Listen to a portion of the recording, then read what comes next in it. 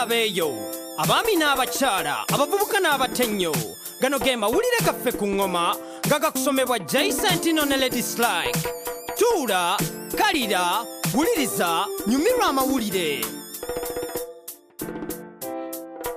Okulopa omusango tekitera kuba kyangu watali lwendemu emu kukutaasa kuba osobola okufa mu ddakiika. Tekinologiya etasaanyawo obuzibu bwa bikolobero naye waliwo apu esobola okukutaasaako. Kenya yatongoza apu eropa ebikolobero ng'era kati obuzibu bw'emisango busobola okulopebwa nga bugenda mu maaso. Abakenya National Research Center batongoza enkola eno nga bano bakoze butobwera okulaba ng'abantu bakuumibwa. Eno apu ya bwereere ng'era naawe osobola okugyetuusaako ekijja okuyamba abantu okwetaasa. Ewatali bweraliikirivu nti oyinza okuyitibwa emmese oba omuliwo enkwe kuba eno apu terya nguzi ate tejja kulopa nti walopye. Bingi by'osobola okuweereza n'eno apu ng'ebifaananyi n'ebigwa mu kkowe eryo nga bino bisobola okukozesebwa ng'obujulizi mu kkooti. We twatuukira mu kitundu ky'omwaka gwa 2016 okunoonyereza kwalaga nti obumenyi bw'amateeka bwakenderako ebitundu 13 okusinziira ku mbeera yaliwo mu 2015. Newankubadde emisango mingi tegitera kulopebwa kuba abantu bangi balowooza poliisi yenyigira nnyo mu kulya enguzi naye eno apu yakugonzamu enkola ey'okulopa emisango ng'oli mugumu.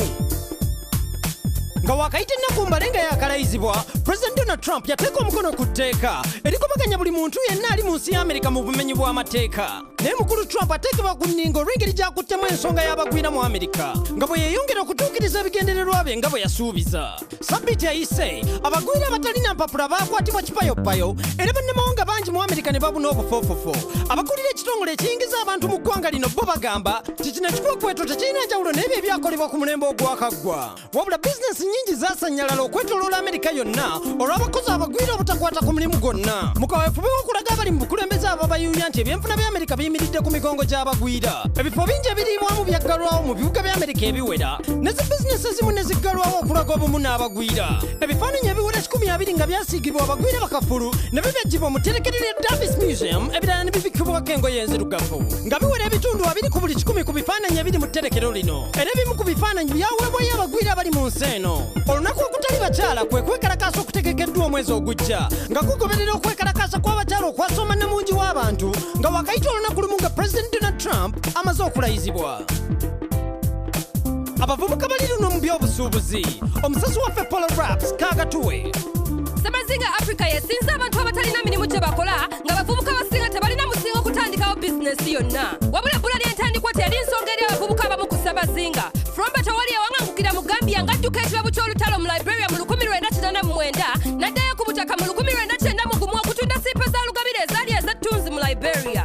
Yakozesa $200 ze yali aterese okutandikawo ekkolero lya siripa. We yatuukire mu mwaka gwa 2015 ng'alina amaduuka 3 ag'ebizigo by'olususu n'empapula. We gwatuukire mu gwe 2010 ng'afuuse munnamakolero ow'erinnya era nga yasooka okuggulawo ekkolero ly'empapula eziwandiikibwako n'ez'akabuyonjo oba toilet paper. Ku myaka 19 Patrick Ngowi yatandika okutunda obusimu bwa China mu Tanzania oluvannyuma ne yeewola $1,800 okusobola okusubula ebyuma bya sola mu China. Mukwano gw'enfirabulago yamusasulira ensimbi ezamutwala ku lugendo nga kati bwe twogerera Ngowi ye nannyini wa kampuni ya Helvetic Solar Contractors nga y'emu ku kampuni za sola ezisinga obunene mu buvanjuba bwa Ssemazinga Africa era nga yateberezebwa okuba nga yayingiza obukadde $5 obwa dola mu mwaka gwa 2013 gwokka.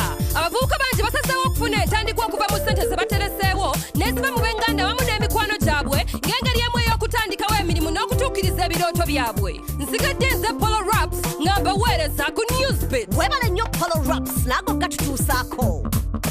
Bannayuganda bangi batera okufuna obuzibu nga beetaaga okumanya ebikwata ku bulamu n'obulimi newankubadde baba mu bwetaavu bwa kumanya. Buno obuzibu bumanyiddwa naye kikoze tutya okubuvuunuka. Aba Airtel ne Human Network International batongozza eno enkola ng'onyiga bunyize M61 olwo n'ofuna okuyambibwa. Ng'era we twogerera buli omu yenna alina essimu asobola okubira Airtel ne yeeyigiriza. Eno enkola eyamba abalimi n'abalunzi b'ebyennyanja okusobola okwetegekera sizoni y'okulima oba okulunda. Okumanya ebikwata ku nkyukakyuka y'obudde osobola okubiwuliriza mu lulimi lwo lw'omanyi oba lw'oyagadde. Abawuliriza bati bamanyi kusoma na kuwandiika nabo basobola okuyambibwa. Eno enkola yasooka kutongozebwa mu Madagascar mu mwaka gwa 2010 naye kati ebunya Afirika yonna. Eno enkola eri mu nsi 14 mu Afirika okuva mu Ghana paka Zambia ekiraga nti abantu obukadde 25 be bali ku nkola eno. Kampuni zeegasse otutaasa ku bisale ekijja okuyamba abalimi okozesa eno enkola ku bbeeyi ensaamusaamu. Eno enkola kawangulangule kati yeeriko ng'era teweetaaga buyigirize bwonna naye weetaaga kuba ku mukutu. Eno enkola nsufu naye wandyebuuza nti ekola etya. Nyiga emu mukaaga emu owulirize olwo osobole okulondako olulimi lw'oyagala. Londa topiki oba ensonga gy'oyagala okumanya.